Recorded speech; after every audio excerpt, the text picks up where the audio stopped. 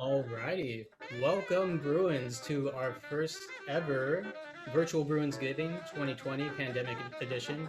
My name is William Schaefer. I am the professional initiatives and events chair of the NYC Alumni Board, and I'm here to make a oldie but a goodie for you, the old fashioned. But before I do this, I wanted to turn this over to Sam, our president, to talk a little bit more about the board and our mission. Sure. Will, if I could just ask to tap the music down just a notch. Absolutely. If you couldn't hear you, I will. Let me go ahead and do that. All right. Well, hi, everybody. My name is Sam Payrovi. I am the president of the Tri-State UCLA Alumni. My girlfriend, Natalie Pava. Hi, guys. We're very excited to, get started with this administration for the next 2 years. I'll introduce the rest of the board members that are here. And then we'll get back to why we're doing this and what we have planned to do for the next year. But the first thing I just want to say is this is supposed to be pretty casual. We're hoping you guys have dinner, just eat, hang out, jump in, jump out whenever you like, get to know each other, and then hopefully we'll all be able to do this soon in the real world. So with that, we'll move it over to our Vice President, Victoria Leon. Hi, everyone. I'm Victoria. I'm Vice President of this alumni network. And like Sam said, we're excited to kick off all of our events under this new administration. And for anyone that is new to this network or new to any of our events, we just want to let you know that this network is here really to keep you connected with UCLA and to provide a support network for you, whether you are new to the New York area or just trying to reconnect with the Bruin community. So feel free to reach out at any time and join our Slack group and follow us on social media. And then we also have. Oh, go ahead. Yes, go ahead, Sam. I was going to say, let's go to Nicole because we're going to go back to Will at the end. Hi, my name is Nicole Bramstead. UCLA Luskin School of Public Affairs, class 2001.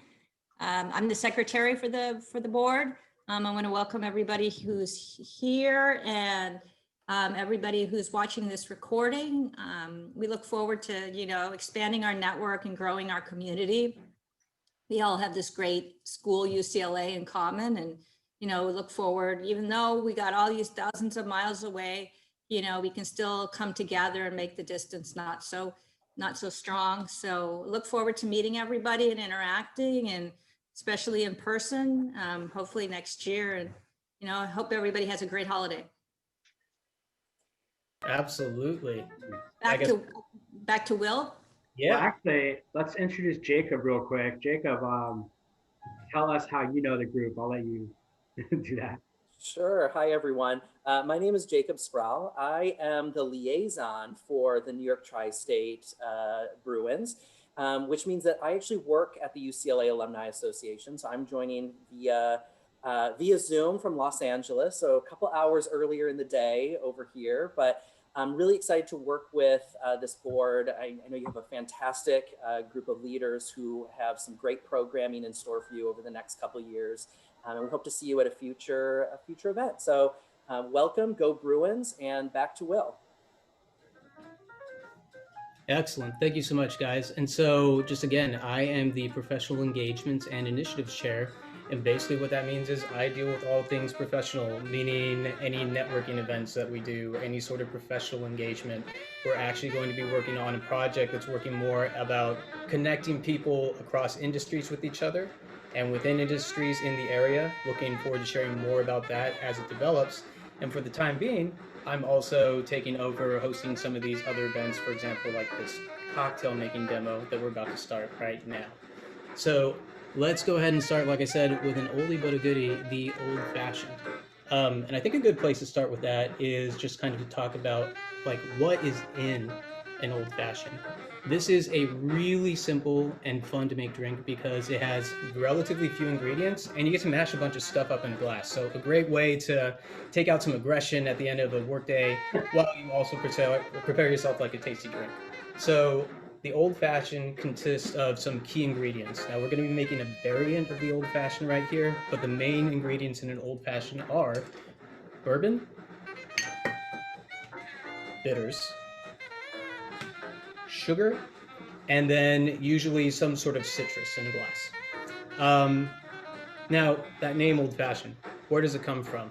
Well, first of all, the Old Fashioned is a fairly old drink, so thus Old Fashioned. But it's actually a variant on something that was called the cocktail from back in the 1800s, the first cocktail, as a matter of fact, which was a variation on these ingredients as well, which was, at that time, gin, sugar, some tonic water, and like a little lemon peel in a glass, kind of mixed up. Now, over time, during the duration of the Civil War, that drink fell out of fashion, but then it started making a resurgence in bars and taverns throughout the United States, and people would start ordering the cocktail the old-fashioned way, but replacing the gin with the bourbon or rye whiskey. So there you have the name, the Old Fashioned. It has become a very storied and versatile drink over time. Um, really memorialized in shows like Mad Men or other movies out there, sort of like a James Bond-esque smooth sort of drink associated with really, really classy individuals. And here we're going to give you our own sort of Thanksgiving variation of that drink. So first things first, we have our ingredients. Now, this is something that we sent out to everybody for the Thanksgiving variation of this. We're going to make a cranberry old fashioned and a maple old fashioned. Now, just like the regular old fashioned, the traditional one, this is going to be very simple. And as long as you're prepping beforehand, it should be fairly simple to make on its own as well. So for the maple old fashioned, you have orange wedge, brown sugar, instead of the regular sugar that I mentioned is in a normal old fashioned, 2 tablespoons of candied jelly cranberry sauce that you would normally find in your supermarket. So around Thanksgiving right now, this is really popular in stores and really easy to get your hands on. What else do we have? Angostura Bitters.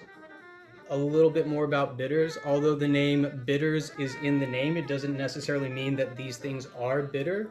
This is really something made of seeds and roots and other ingredients to bring out the flavor of whatever alcohol that you're using. So in the case of a whiskey, Angostura Bitters is going to bring out more of the woody sort of flavor that you have in whiskey, while sort of diminishing the flavor of the sugar, not to make it too sweet. And then, of course, the key ingredient here, we said 2 ounces of bourbon or rye whiskey is acceptable. And then a splash of club soda. So the club soda, I've decided to use Canada Dry. You have your own preference. If you're lucky enough to have like a soda gun in your house like you do at a bar, then you can use that too. But the preference is really up to you. I've actually just put my club soda into a tumbler here so that it's a little bit easier to pour when it comes down to this. And then to garnish, this is where the orange is going to come into play. We have some fresh cranberries and then an orange peel, which I will actually do right when we're ready to do that part. Okay, so this is the beauty of the old fashioned. It's easy to make because basically you just take all these ingredients, put them in a glass. We take all the ingredients with the exception of the soda and the bourbon. You put them in a glass and you're gonna muddle them up. Usually people have an instrument called a muddler, which is a flat-ended instrument used specifically for the purpose of muddling. But in this case, I'm gonna be using the back end of a wooden spoon, which everybody should have in their house as well. So in goes our brown sugar, our cranberries, or the cranberry jam, I should say. We're not putting in the cranberries yet, just the cranberry sauce. I'm going to throw in the orange wedge, and the key part, the Angostura Bitters. So at this stage, we're just going to add 2 dashes. Will, can I ask how much sugar you put in? I put in 3/4 of a teaspoon. Thank you for that question, actually, Sam. Usually when you're making an old fashioned, you're going to use a sugar cube or 2, so 1 or 2 sugar cubes, and that is a good way of measuring. But in this case, we're going to be using 3/4 teaspoon of brown sugar. So for the bitters, just a dash or two of that. And now the fun part for anybody that's making this along with me, we're gonna take our spoon, we're just gonna mash that up there. Mashing it in the bottom, and we're going to want to do this enough to where the jellied cranberry is kind of smashed up and liquefied a little bit with the orange. It doesn't have to be perfect either, just because we want to get the essence of all the ingredients that are in there, but you don't necessarily need like a full-on juice or anything. All right. So I'm going to go ahead and say that that is muddled enough for our purposes. All right. Next, I'm going to go ahead and add the ice. Now, this, it really depends on how strong you want your drink. Some people are purists and say, look, you don't necessarily need any ice to make a good old-fashioned. If you want to water down the flavor a little bit, you can use crushed ice. If you prefer to have something cold and you want to get really fancy with it, they do have ice balls that you can buy in stores, or you can even buy like different containers to make your own ice balls. In this case, I just got what was in my fridge. So we've got some ice to throw in here.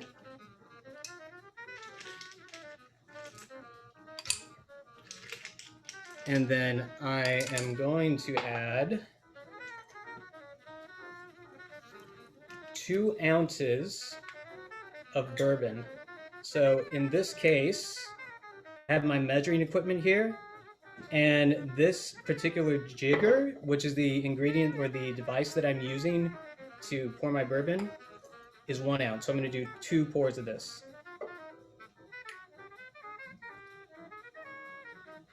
All right. There we go.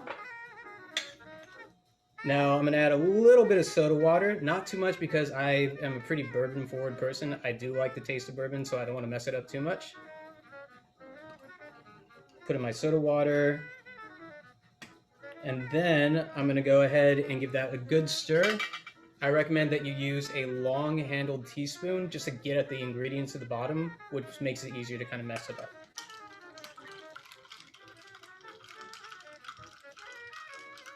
So there we go. At this point, I'm going to garnish with an orange peel.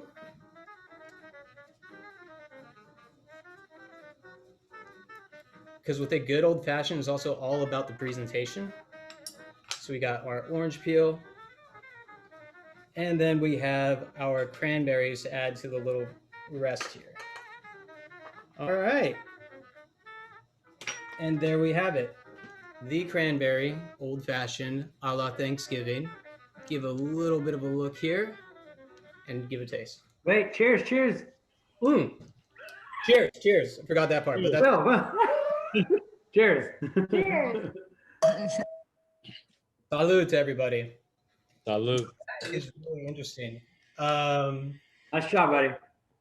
This particular old-fashioned, who actually made that along with me here? I didn't see everybody that was on the video. I was learning. You were learning? Okay. So what the cranberry did was it replaced the flavor of the maraschino cherry, which usually goes in a typical old-fashioned, and it's given it a little bit more of a tart taste. And fruit is actually a key ingredient in the old-fashioned, which actually didn't start until the 1920s during Prohibition, when usually when you went into a bar and you ordered a drink, you were just going to be getting some sort of like gut rock, like whatever. So you really didn't know what was going in there. So the fruit and sugar was started to be added in later as an element to kind of, harsh or to tone down the flavor of the overall cocktail. Nice. That's really good. I'm going to have to do that again. All right. We're going to do that all weekend. I know that cranberry, not everybody's into cranberry. That's fine. So I've actually gotten a second recipe here that we can all try together. Now this is a maple old-fashioned, and this is really easy. It's going to take much less time than the one that we just made. So the maple old-fashioned is more akin to the traditional old-fashioned. The only difference is that we're going to be substituting the sugar for maple syrup. So here we've got 2 teaspoons of maple syrup, 1 teaspoon water, 1 dash bitters, 1 orange peel, 2 ounces of bourbon once again, the maraschino cherry at the bottom of the glass for garnish. Now, in this particular case, because I'm a Bruin and we're overachievers and very prepared, I've gone ahead and I put the maple syrup in my glass already, so that all I really need to do is get my bitters, add a dash of that. There we go. And then Maple syrup is that? What was that? How much maple syrup? Again, so that's 2 teaspoons of maple syrup. Okay, got it. Yep, 2 teaspoons of maple syrup. All right, so we add our bitters. The orange peel is going to be the garnish afterwards. Now for my favorite part, the bourbon.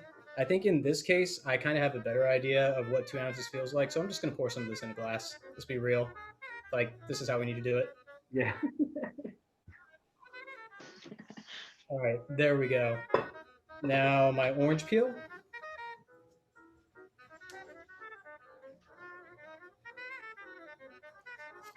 All right. Add that. And then we have our maraschino cherry, which is usually just like the kind of cherry you find on top of like an ice cream sundae. Pop that in there. And now we have, where do you get your cherries from? you can get them from any sort of liquor store, but these maraschino cherries, I actually just found at the Food Bazaar. So if you go into a grocery store as well, they're pretty common there too. Now, if you want to get a really high quality ingredient, you're going to be using a Luxardo cherry. I don't know what the difference is in preparation between a maraschino and a Luxardo cherry, other than the Luxardo cherry has a richer flavor and they're usually a little bit bigger. So let's go ahead and give this one a try as well. I'm actually just gonna stir it up a little bit more informally here. Let's see.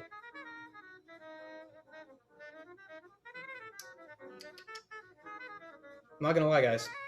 I might like this one a little bit more than the cranberry old fashioned. The cranberry old fashioned is great. It's a little bit more tart, but since I said I'm a more whiskey forward person, I feel that the maple that's in here really accentuates the woodiness of the bourbon without giving it, too much of an overpowering taste. So there you have it. 2 great Thanksgiving variations on the old fashioned that you can make in your home with the ingredients that you should have for Thanksgiving already. And if you don't have these ingredients, what are you waiting for? Make sure you go get them. Thanksgiving is right around the corner and time is running. All right. Cheers, guys.